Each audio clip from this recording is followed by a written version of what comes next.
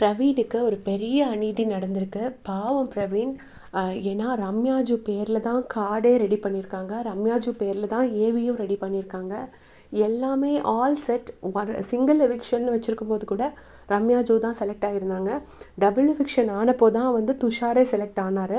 So ரம்யாஜு and Tushar தான் சொல்லி எல்லாமே முடிச்சு அந்த லன்ச் பிரேக்கில் என்ன ஆச்சு தெரியாது.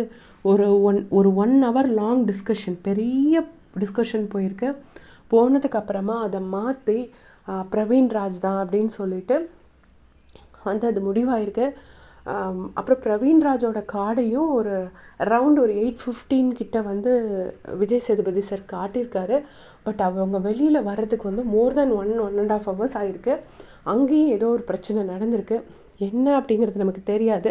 பட் பிரவீன் ராஜுக்கு கொஞ்சமாவது நியாயம் வேணும்னு நான் நினைக்கிறேன். ஏன்னா அவர் உண்மையிலே வந்து நல்ல கண்டஸ்டன்ட். அவர் நிஜமாக அவர் பேட் லக்கு இந்த சீசனில் வந்தார். எல்லா இடத்துலையுமே அவரோட கான்ட்ரிபியூஷன் கொடுத்துருக்காரு. எல்லா இடத்துலையும் அவர் வந்து அலைவாக இருந்திருக்காரு.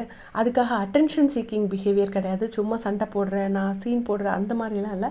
கொஞ்சம் அவரோட கேப்டன்சியில் மட்டும் கொஞ்சம் அவரோட ஆக்சன்ட் சேஞ்சாக இருந்துச்சு. அது நிறைய பேத்துக்கு பிடிக்கல. மற்றபடி பார்த்திங்கன்னா எல்லா இடத்துல அதில் எக்ஸ் கண்டஸ்டன்ஸ் அதை எத்தனை வாட்டி அக்னாலேஜ் பண்ணாங்கன்னு நீங்களே பாருங்கள். அவ்வளோ நல்லா பண்ணார். திருப்பி ஸ்டார் கொடுத்தாங்க. அவ்வளோ ஒரு எலிஜிபிள் கேண்டிடேட்.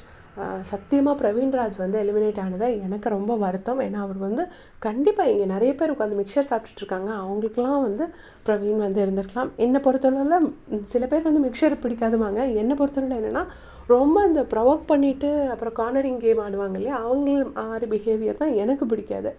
ஸோ அந்த மாதிரிலாம் இருக்கும்போது இவர் நல்ல ஒரு ஜென்யூனாக ப்ளே பண்ணார். சரி பரவாயில்ல, அவர் வேறு ஏதாவது இடத்துல அவருக்கு அந்த ரிவார்ட்ஸ் கிடைக்கும்னு நம்ம நினச்சிக்குவோம். தேங்க்ஸ் ஃபார் வாட்சிங்.